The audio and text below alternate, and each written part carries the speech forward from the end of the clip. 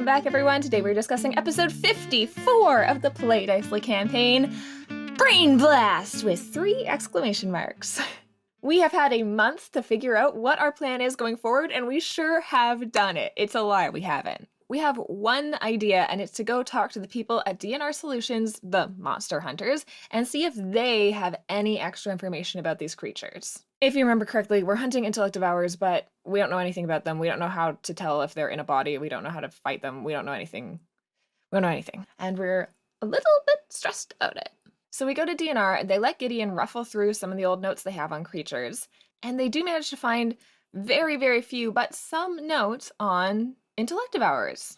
And from this, our characters finally get proper confirmation that a protection from evil and good spell will dispel brains from a body. Thank God. I feel like we needed that piece of information so badly. This is better information than we've gotten so far, and it even has a little drawing of them on there, so we have a visual representation of what these creatures look like now, which is helpful for some spells and things. These notes also state that the previous heroes of Brawlbar would have also encountered these creatures. It specifically lists Miles Hume and Dan the Paladin as 2 of those people. Miles Hume is the father of Elia Hume, aka Patience, who we have interacted with in the past, but we have no idea how to find her. DNR doesn't know where she is, so.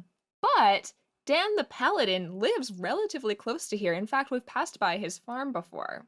It's only about a half-day walk from our keep, so we decide to go check that out. Before we head out there, though, we do a couple more things in Brawlbar. We chat with the guards to keep an eye out for groups of 4 or 5 people leaving and heading towards Balesville. Maybe those are brained individuals? We don't know. We're just grasping at straws here. We also go to the Arcanet and cash in on some of the money they owe us. We get some spell scrolls, some spell supplies, a bunch of healing potions, and also all the holy water they have. And with all the supplies gathered, we head back out towards Dan the Paladin's farm. And as we get there, we're greeted by Otham the half-orc, who we met once before the last time we passed by here. Otham seems really happy to see us, and him and Drax set up a sparring match for later. But in the meantime, we head inside to go meet with Dan himself. And Dan is this super sweet bugbear man. Him and his wife Bernetta live on this little farm together. They're just the sweetest people. They invite us in for dinner. Dan tells us that he's a paladin of Willow, a god of peace.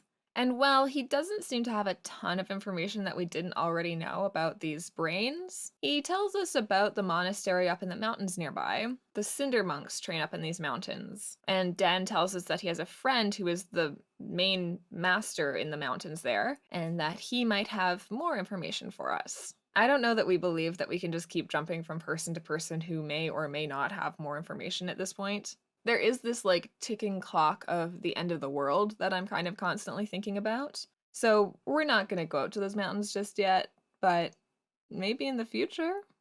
After dinner, Drac and Otham have a little spar. There's no funny business with legendary resistances this time, and genuinely, this whole thing is making it a lot harder for me to distrust Otham, because all of these people seem lovely. Maybe it's just like a Cinder monk thing. Maybe they learn legendary resistances in the mountains? He seems nice enough. Dan seems happy. Who am I to interfere? Let him live. It's fine. So we head back home with a renewed sense of purpose. We have a plan. We're gonna go deal with this enclave and then come back and deal with brains afterwards. But before we leave, we should have another chit-chat with the Learned Circle just so that we're all on the same page about stuff. So in the morning, we head over to them and explain to them what we think our plan is. And they seem to agree.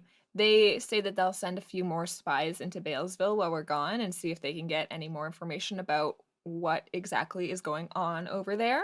And now that we know about protection from evil and good, they can periodically cast that on themselves or anyone who comes back from Balesville and try to keep control over this situation. Speaking of which, while we're here, we cast it on all of them. A process which we have dubbed Brain Blasting, hence the name of the episode. We brain blast each of the members of the Learned Circle, and everyone is clear, thank God. I do wonder about where those brains have gone, but can't brain blast everybody, so I'm sure we'll find out someday. The Learned Circle also tells us that just the other day, a big rock fell into a lake near Balesville, and since that happened, a bunch of Argon folk have been reporting feeling those pulses in their chest. Which is not like the most ideal thing I've ever heard, but I don't I don't know what that is either. We theorize maybe it's an alumbrite thing.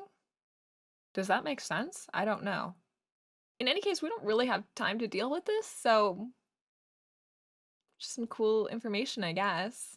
The party, feeling confident about our path forward, head home, and in just a spur of a moment decision, decide to plant one of our beans. So we head out to the forest as we do, and Elwyn plants a bean in the ground. And from it, a structure begins to grow. And at first, I was very excited because I thought it was going to be a treehouse, but no, a big rotting pyramid actually grows. And it's like made of wood and covered in poison ivy and stinging nettle, and just kind of gives off bad vibes. Azaria clocks it as maybe like a druidic mausoleum of sorts. Cool. So we can't leave this here because we put this in a very popular forest where people get to and from the Wilder.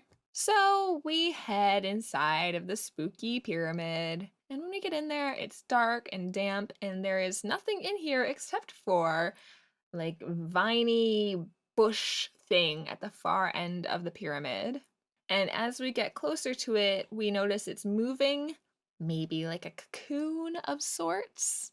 And as we're staring at it, a rotten wooden hand dripping in ichor reaches its way out of the bush. And that is where we call the session.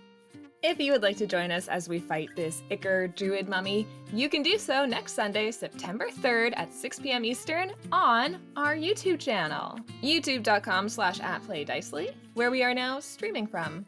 That is it for this time, my friends. I hope you're staying happy, staying kind, and as always, remembering to play dicely.